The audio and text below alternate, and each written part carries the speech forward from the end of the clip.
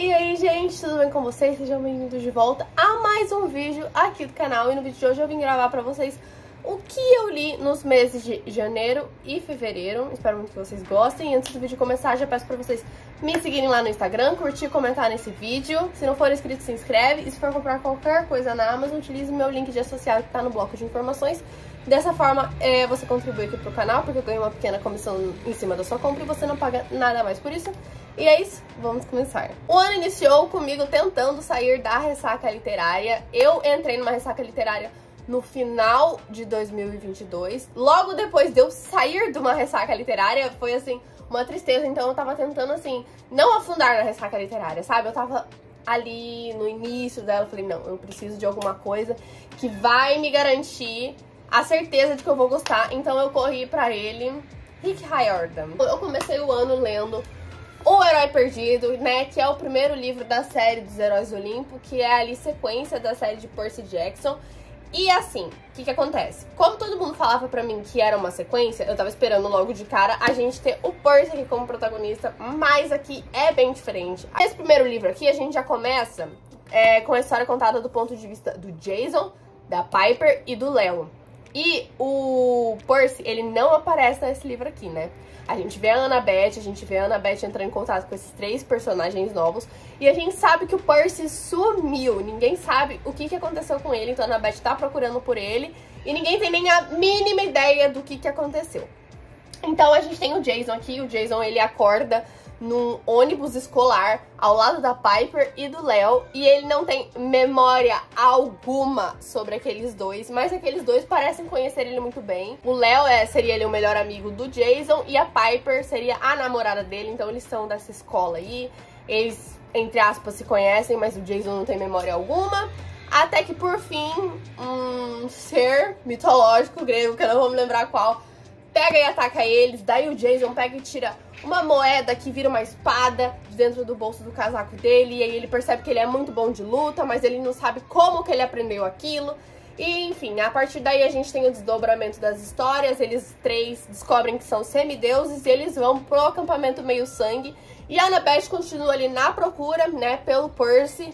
E, enfim, foi bem legal acompanhar, só que eu não sei se foi pelo fato de ser o primeiro livro ou se foi pelo fato de eu estar em ressaca literária, mas eu dei 3,5. Foi legal, terminei interessada em continuar a série, mas ainda assim não foi, tipo, perfeito. Porque os livros de Percy Jackson, né, aquela primeira série lá, me consumiram desde o primeiro livro, com esse aqui já foi um pouquinho diferente. Daí, então, eu parti pra minha segunda leitura, que foi o segundo livro dessa série aqui, que é O Filho de Netuno. Nesse livro aqui, a gente finalmente corre lá pro Percy, a gente entende o que tava acontecendo com ele, enquanto tava acontecendo ali a história do primeiro livro. Não posso falar muito, porque por ser continuação, eu estaria dando spoiler. Gostei muito mais desse aqui. Nesse livro aqui, a gente, além do Percy, a gente tem mais dois novos protagonistas, que são a Hazel e o Frank, né? Então a gente tem a história, assim como no primeiro livro tem 3 pontos de vista, nesse aqui também. Então a gente tem esses 3 protagonistas narrando e a gente conhece eles.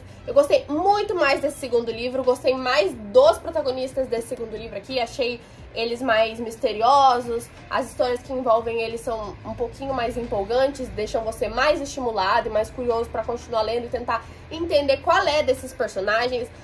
Eu não sei se eu posso falar o que rola nesse livro aqui, porque assim, seria spoiler, mas ao mesmo tempo não seria, porque não é tão relevante assim. Mas pra quem gosta de ler sem saber nada, seria, então não vou estar falando. Mas enfim, gostei muito mais de acompanhar esse segundo livro aqui, foi mais empolgante pra mim, e por esse motivo eu dei 4 estrelas. Daí eu fui pro terceiro livro dessa série, que é A Marca de Atena, e eu acho que esse livro aqui, até então, foi meu favorito da série. A gente tem um protagonismo muito mais marcado ali pela Annabeth, a gente entende um pouco mais sobre o porquê ela é uma semideusa tão importante, e a gente conhece um pouco mais sobre a inteligência dela, né? Ela tem um protagonismo muito mais forte, mais marcado e mais presente nessa história aqui. É incrível acompanhar a jornada dela, é incrível acompanhar a linha de raciocínio dela, tanto que tem numa parte que ela meio que fica, vamos dizer, perdida ali, longe do grupo de amigos dela. Os amigos, tipo, ficam meio perdidos, sem saber o que fazer sem a presença dela, porque a liderança que ela assume aqui é de suma importância.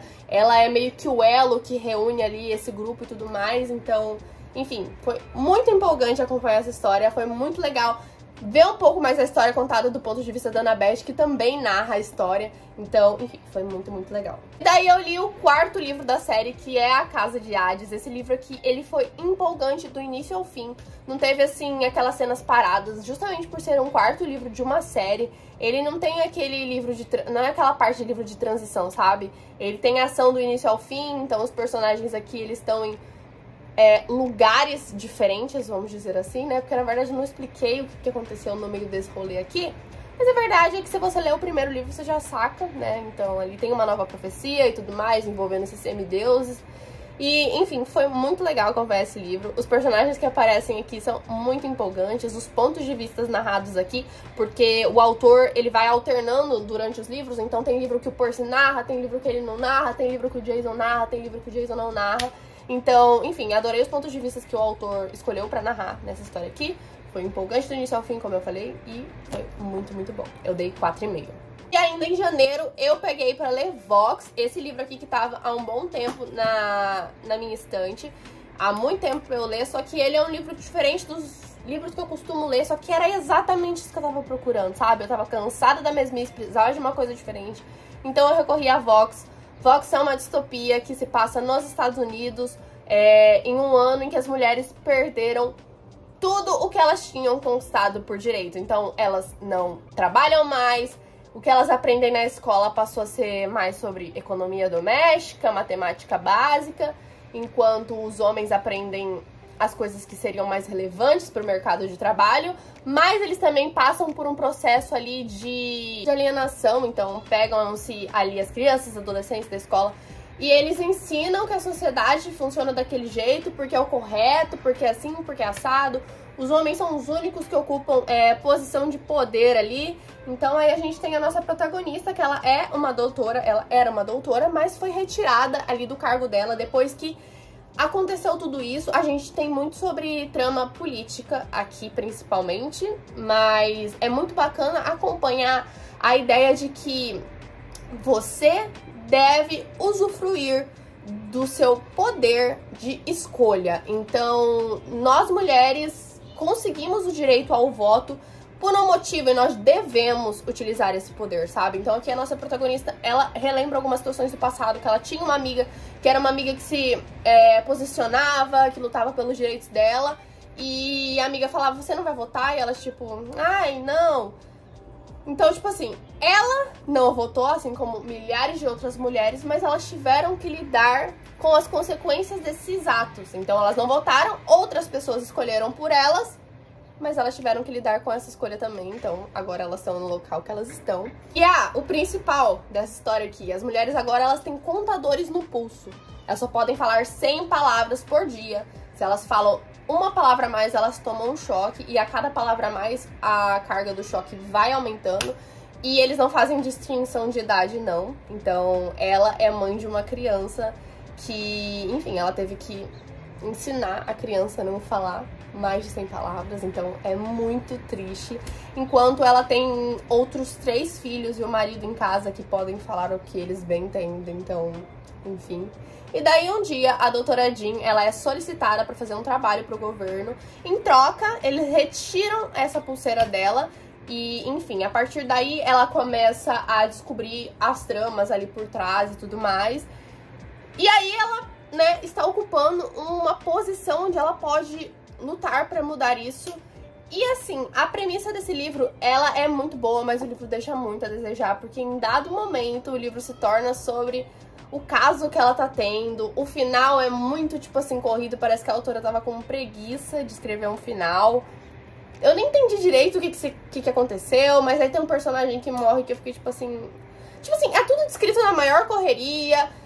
Fica meio tipo assim, nananã. Eu não sei, sabe, gente? Me deixou muito a desejar. Acho que a autora tinha a faca e o queijo na mão, com uma proposta de livro super interessante. E aí o livro se tornou sobre esse romance da personagem. E daí quando a personagem vai trabalhar nesse laboratório também, as coisas ficam muito confusas. Enfim, fiquei muito triste, muito chateada. Acabei dando 3 estrelas pra esse livro. Então eu finalmente peguei esse livro aqui pra ler. Eu queria ler ele há muito tempo mesmo, mas eu sempre enrolava. Então ele é uma fantasia que se passa num país fictício que se chama Malacca. Ele é uma mistura da Malásia com algum outro lugar que eu não vou me recordar agora e se passa em 1893. Ele aborda essa parte da cultura asiática de que eles casam mulheres com espíritos, dessa forma aplacando ali a fúria dos espíritos e tudo mais. Então ela é solicitada para se casar com um espírito e aí ela tem que decidir se ela quer ou não. E aí o espírito começa a visitar ela e a gente tem um vislumbre do que seria ali o mundo dos espíritos, dessa cultura. É muito legal essa parte, a parte cultural. Foi legal conhecer, foi legal ter uma visão diferente, né? Tipo assim, uma cultura asiática completamente fora da minha zona de conforto mesmo e da minha realidade. Só que o livro é muito arrastado, muito chato, as coisas demoram muito pra acontecer. O final, ele é ok, achei que a escolha que a autora fez foi satisfatória. Foi, mas achei que foi mal desenvolvida, precisava de um desenvolvimento um pouco melhor e o livro nem é tão pequeno assim. Então eu acho que ela se estendeu em partes que ela não precisava e deixou de lado situações que ela poderia ter desenvolvido melhor. Então isso me deixou muito frustrada, porque eu tava com muita expectativa com esse livro aqui, e eu acabei dando 2,5 pra ele. Daí a última leitura que eu fiz em janeiro foi A Cadeira de Prata. Então esse aqui é o 6º livro da série das Crônicas de Nárnia, 6º e penúltimo, estou quase finalizando. E esse livro aqui foi chato a níveis extremos. Eu achava o primeiro mais... Mas esse aqui é o mais chato da série. Eu achei ele muito sem graça, as coisas demoram pra acontecer. Enquanto tá acontecendo, elas nem são tão empolgantes assim. Tem um pequeno plotzinho ali, que é a única parte que fica interessante. Só que foi uma chatiça que a gente tem, então, o encontro com o filho do príncipe Caspian. E a gente também tem a volta do personagem Eustáquio, que, se eu não me engano, aparece no livro anterior, que ele é primo dos 4 que a gente conhece, né? Dos irmãos... Ai, eu esqueci como é que se pronuncia o sobrenome dele, gente. Mas vocês sabem de quem que eu estou falando, né? Então ele aparece ali no Peregrino da Alvorada. E aí agora ele retorna como um protagonista ao lado de uma amiga deles. Então eles ficam encarregados de encontrar esse príncipe, porque o príncipe Caspian já está quase falecendo e não sei o quê. E aí eles encontram um príncipe no lugar, o príncipe tá enfeitiçado. Só que, ai, gente, tudo muito chato, tudo demora pra acontecer. E por incrível que pareça, demora, apesar de ser um livro muito curto. Foi um livro muito entediante, que eu lutei com unhas e dentes pra conseguir terminar, e eu dei 1,5. Daí a minha primeira leitura do mês de fevereiro foi The Chase. Esse livro aqui, ele é um spin-off daquela série Amores Improváveis, que é Briar You. E eu adoro essa série, eu sou apaixonada, adoro o mundo do hockey. E aí eu peguei esse livro aqui, eu já tava com a expectativa meio baixa, porque todo mundo fala que esse primeiro livro aqui é o pior dessa série. E o engraçado foi que no primeiro dia que eu peguei pra ler ele, eu acho que eu li umas 100 páginas, eu não conseguia parar. Eu só deixei de lado porque eu precisava dormir. E aí no dia seguinte, quando eu fui pegar ele de novo, eu tive que me arrastar pra conseguir finalizar esse livro, eu não conseguia. E aí, assim, gente, eu não aguentava mais ouvir as personagens falando uma palavra em específico, que eu não vou falar aqui, porque ela não é uma palavra agradável, mas é um livro de hot. Então, assim, ficava tudo nessa mesmice. E aí eles falam do corpo do cara o tempo todo. E o cara, a personalidade desse cara aqui, que ele é o Colin, o Fitz, que ele chega a aparecer em Briar You, é ser chato. Gente, ele é muito chato. Meu Deus do céu, ele é muito chato. E teve uma coisa que ele me incomodou muito aqui, que ele ficava chamando a Summer, que é a protagonista, e irmã do Jim de Lawrence, que ele é protagonista do 3º livro de Briar You. Ficava chamando ela de dramática, falando que ele não gostava de drama, tipo assim, de um jeito pejorativo, sabe? E eu não gostei disso. Tipo, a personalidade desse cara era ser chato. E a Summer, ela, tipo assim, é uma menina rica, mas ela tem personalidade forte. E, tipo assim, eu acho que a autora, ela tinha uma capacidade aqui, ela tinha uma personagem muito boa, que ela poderia trabalhar de muitas outras formas, e que acabou que a personagem ficou muito fraca. Eu achei que a personagem tinha potencial pra ser muito mais, assim, presente, roubar o holofote pra ela, e não foi o que aconteceu, entendeu? Tipo, ela é mais legal que o Fitz, mas ainda assim, tipo, ai, nada demais. E uma outra coisa que me incomodou bastante nesse livro aqui é que ela faz amizade com a Brenna, e a Brenna vem a ser a protagonista do segundo livro, e as duas são muito bonitas. Só que ficava muito repetitivo cenas que, tipo assim, que elas chegavam em um ambiente e outras mulheres ficavam incomodadas com a presença delas. Tipo assim, ai, a gente chegou e as mulheres já foram puxando seus namorados. Ai, a gente chegou, um cara foi me olhar e a menina veio e jogou a bebida dela em cima de mim falando que era pra eu parar de dar em cima do namorado dela. Tipo assim, desnecessária uma rivalidade feminina dessa, sabe? Tipo, elas são muito bonitas e o resto das mulheres não tem autoestima. Então, tipo assim, elas incomodam todas as mulheres. Ah, isso me cansou, isso me deixou bem estressada. Então, assim, eu acabei dando 2,5 por causa daquele início, que eu fiquei super empolgada. E também mais por causa da Summer e da relação dela ali com a Brenna. Mas, ai, chato. Então, eu fiz a leitura de A Razão do Amor, que eu tava super ansiosa pra fazer essa leitura. Eu li A Hipótese do Amor no ano passado, eu favoritei. Achei, assim, a escrita maravilhosa, a história maravilhosa. Então, eu queria muito continuar lendo outras coisas dessa autora. Fiz poucas marcações, mas eu acho que as marcações, elas não refletem o meu gosto por essa história. Então, aqui a gente conhece a Bee. Ela também, assim como em A Hipótese do Amor, ela é uma cientista. Eu não me lembro exatamente, assim, o cargo que ela comporta. Mas aí ela vai trabalhar na NASA e pra isso ela leva uma parceira. E lá ela encontra o Levi. E eles já se conheciam e ele não gostava dela. E aí com o desenrolar da história a gente entende mais ou menos o que se passa entre os dois. Então, eu achei, vou ser sincera aqui pra vocês, tá bom?